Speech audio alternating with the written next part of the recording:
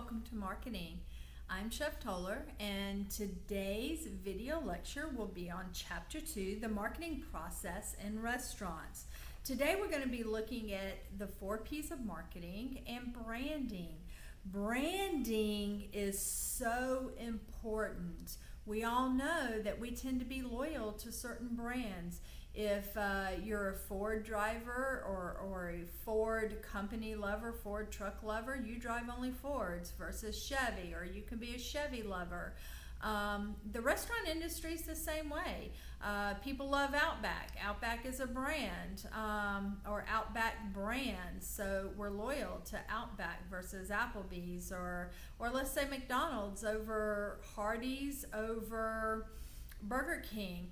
We are loyal to our brands, and a brand name is a specific identifier that contains typically words, letters, or symbols. So how do we choose a brand? How do we choose those identifiers that individuals are going to recognize, like Nike, Just Do It?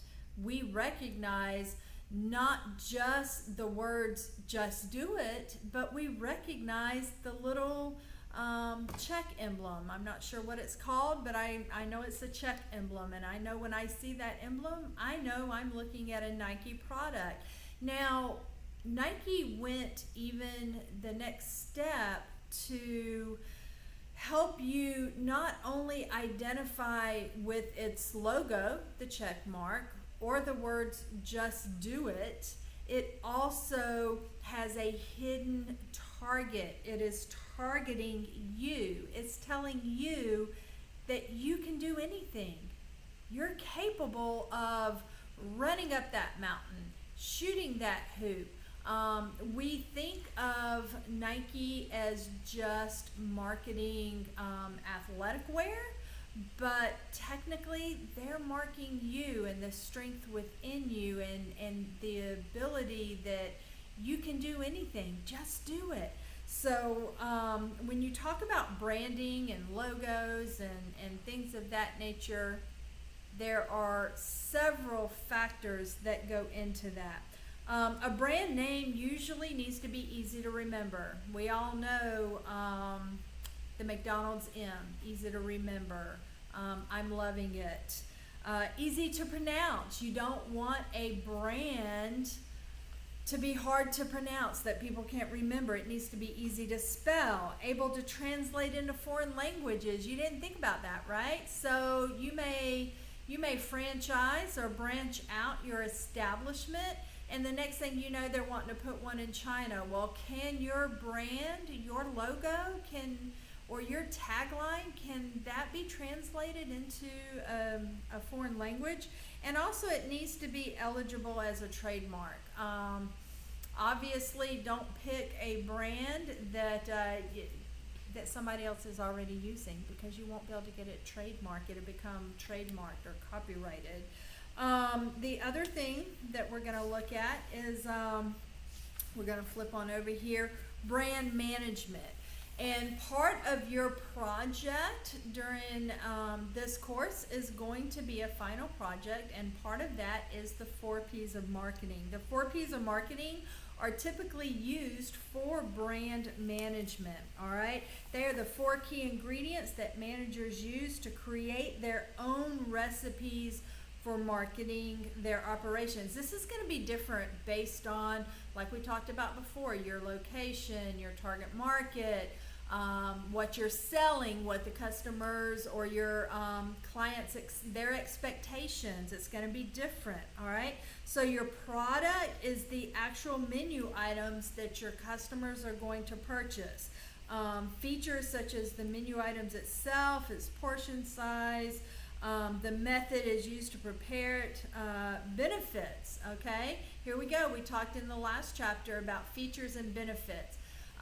Features obviously are your menu items. Benefits are going to be how fast, the customer service, the ease of entering an establishment, your quality, such as product grade. Is the beef or your beef, is it prime, is it select, is it aged? That's a good example of the quality. Are you using farm to table? Are you using organic? Are you using natural? All of those are going to be quality. And again, the size, if you're looking at shrimp comes in different sizes. Or wine, is it an aged wine? Quality is definitely something to consider when you start looking at marketing your product. Also packaging, is it going to be drive-through?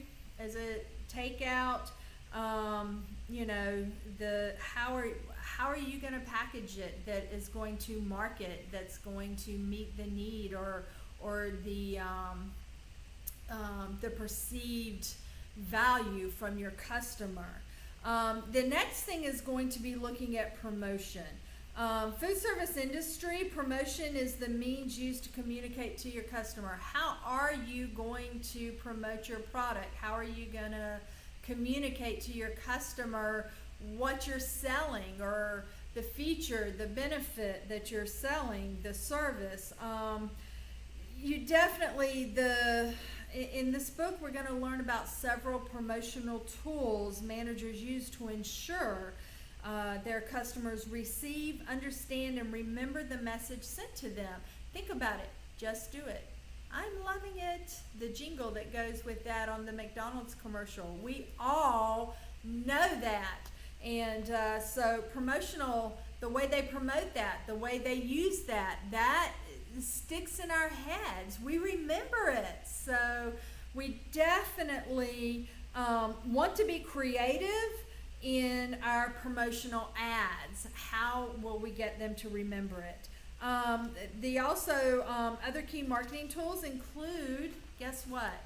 Email, not text, but email, internet, social media. We are all on social media. Don't rule out direct mail, telephone. The other thing is place. Okay, so we've covered our product promotion. Now let's look at place.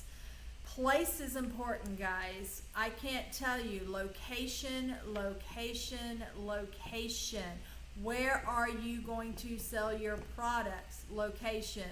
If you're wanting to sell a product and you're a drive-through establishment, would you put it out in the desert? I don't think so, because there's not enough cars that go by that, oh, there you are, I'm going to pull in and pick up some food. That holds true to your marketing, the 4 P's of marketing. You've got to think about location.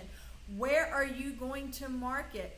What are you going to market? What are you going to sell to that market? All of that is important. The physical selling place or the delivery of that product, where you're going to give that consumer or your customer that product, is important. You got to think about, is it easy to drive or walk up to?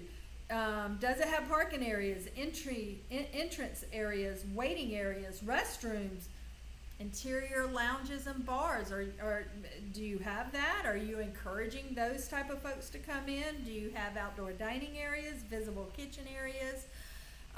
You definitely have to think about place and the accessibility and the location of that place. Now let's talk a little bit about price. Price is the amount of money given to guests in exchange for what they buy.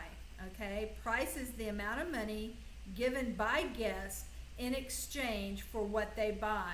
So you have to set a fair price that consumers perceive to be of value. So if you are selling a cheap hamburger, I hate to keep bouncing on McDonald's, but if you're selling a little 99-cent hamburger, but yet you're trying to sell it in a fine dining restaurant and you want to charge $25 for it, does your customer perceive that as a value for their dollar? No, they don't perceive that as a value for their dollar. If anything, they'll think that you're trying to rob them. It's crazy. But if you take a gourmet hamburger and you plate it professionally, and it's high-end Wagyu beef burger, okay, and it's on a lunch menu at a fine dining restaurant, and it has the high-end compliments, the great service, things like that, then guess what? You might be able to charge $25 for that burger. So price, consumer rationality is the tendency of buyers to make their buying decisions based on the belief that the purchase will be of direct benefit to them. With that being said, you really need to think about consumer perception of value. For example, here's a great example. I love the one in the book. The following common menu item listing states clearly the item to be sold and the price to be paid for it. So it has 1 pound Maine lobster, $3.99. The buyer can easily see what will be received and what must be paid when the seller states, I will give you this if you will give me that. Buyers will make an assessment of the benefit received from the product, the lobster, minus the price paid for it, $3.99, will or will not result in adequate value to them. So in other words, when they walk in and they see that amazing Maine lobster on the menu and they see it listed for $39.99, immediately they are rationalizing, will paying for that Maine lobster justify the $39.99? Will the benefit received from eating or buying that lobster at that price, is that of value to me? Or they'll sit there and they'll say, that's too much, I'm not paying that, it's not worth it. So the customer perception of value is absolutely important. Now, let's think about this. When you put items on a menu, it's easy, it's very easy to determine that value, okay? It is easy to determine that value. Now, what is hard is to assess service levels and place value or quality on service levels, all right? It's more difficult. It's definitely more difficult to put a value on friendly service, attentive service, professional service, quick service, responsive service, courteous service. In these cases, characteristics actually define these service conditions. They classify them as intangible, but they are intangible because they are not able to be seen, touched, held before their experience. So you need to remember that as well. Experienced managers know that the characteristics of their products are fairly easy to communicate to potential customers. It's easy to communicate a 12-ounce prime Wagyu whatever beef, a half a slab of ribs, a quarter pound of cheeseburger, 20-ounce draft beer. It's easy to communicate what the consumer is going to get for their money, but it is harder to communicate or to communicate the service or the elevated service that they are going to get for their money. Now, let's jump back and let's look at brand identifiers, all right? So, remember in your project, you are going to have to submit on the appropriate day 4 P's of marketing. So I don't want to just fly by that. I want to make sure you know you're going to have to submit 4 P's of marketing. So start putting your thinking cap on, start thinking about your product, how you're going to promote it, where you're going to be selling it or delivering it to your consumer, and also pricing, okay? How much are you going to charge? You're going to have to develop some menu items, all right? So start looking at that. It is below your executive summary. It is the first assignment that needs to be turned in as far as your final project. All right, now brand identifiers. All right, Brand identifiers are your name, your logo, signage, employee uniforms, decor, pricing, service level, and other characteristics that when put together. So your brand is not one thing. Your brand is multiple things put together that allow the consumer, okay, know who you are. All right, so you need to think about that. You need to think about brand identifiers, your logo, your name, your tagline, pricing, what type of atmosphere is your establishment going to have? Is it going to, what type of ambiance is it going to have? Actually, you don't know that if you don't know what type of operation you are. We talked about that in chapter 1. You need to know what classification or what type of establishment you are. Are you quick service? Are you casual? Are you fine dining? Things like that need to be determined first, and then you can start building on that. When you promote, okay, promotion is the manner in which an operation communicates with its customers. All right, this is often accomplished with the unique logo, slogans, or phrases. Let's think about some of the phrases we know. I already said just do it. We know that's Nike. What other phrases can you think of? In your book, it lists breakfast of champions. All right, Wheaties, right, is the breakfast of champions. Good. Honestly, I think that's soup, right? Good. I think that's soup. I'm not really sure what that one is. Melts in your mouth, not in your hands. I know that's M&M's, right? You're in good hands. Let's think about that. You're in good hands. Allstate. So again, you are inundated. These things stick in your head, and you remember them based from the commercials that you've seen over and over and over. And that's what they're trying to do. They're short, they're to the point, they're easy to remember, easy to translate, and you can sing a little jingle with them. Brand identifier service. Brand identifiers service. I want to point that out. I am sitting there on page 34, welcoming, fast, friendly, responsive, gracious, efficient, competent, polite, courteous, resourceful. All right, so those are some ways that when you get ready to develop your mission, all right, those are some ways that you can communicate your service level. All right, that's where that's going to come into play. A welcoming establishment with with polite service or polite, courteous servers or something like that. Let's see, we've already talked about marketing and delivering quality service.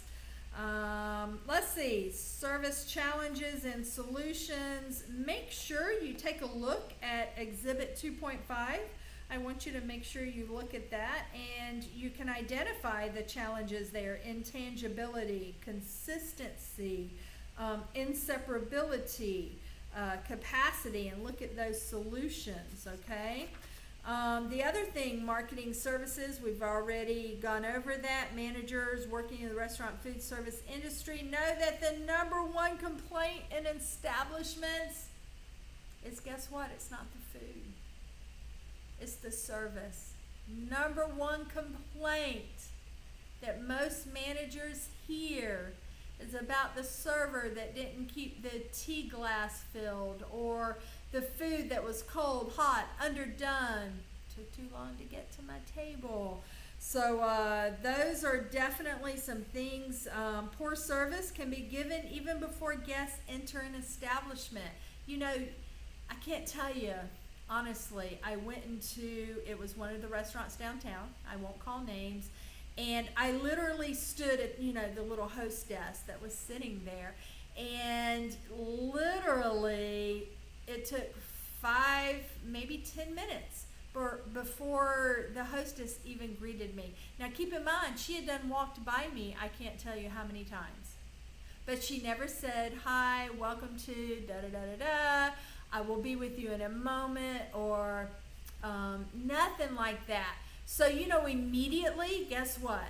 I almost wanted to turn around and leave, but I didn't. I stayed because I really was wanting this particular food, and I haven't been back. So,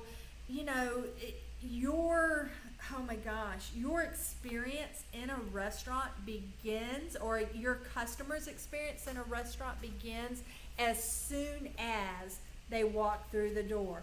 Arrival, greeting, seating, their service, all the way through their bill payment departure. So you need to really think about that and think about how you want to provide the best overall dining experience with your guest, all the way through the bill payment and departure. All right, again, thank you for joining me. Make sure that you are turning in your review, your learnings.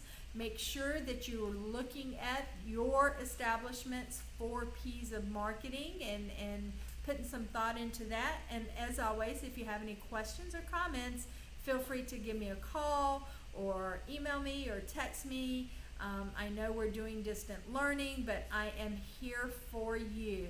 All right, see you in our next chapter. Thank you.